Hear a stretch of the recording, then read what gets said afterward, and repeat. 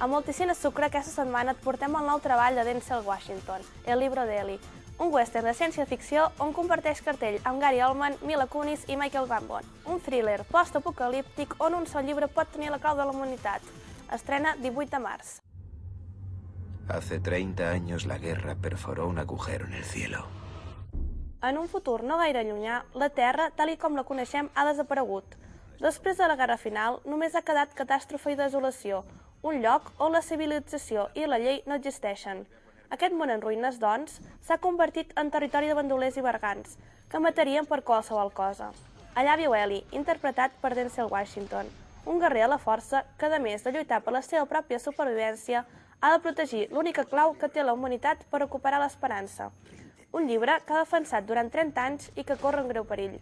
El cap d'una banda de les més perilloses del país, interpretat per Gary Oldman, entén com Eli el valuós tresor que custodia i està disposat a fer-se amb ell per tots els medis possibles.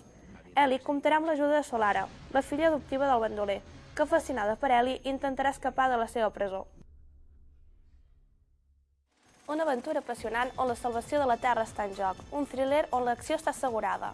Recorda, pots comprar les teves entrades a les taquilles del Multicine Sucre, al caixer de venda d'entrades o a la nostra pàgina web www.sucrecine.com, on també podràs consultar si has estat el guanyador del nostre concurs dels Premis Òscar.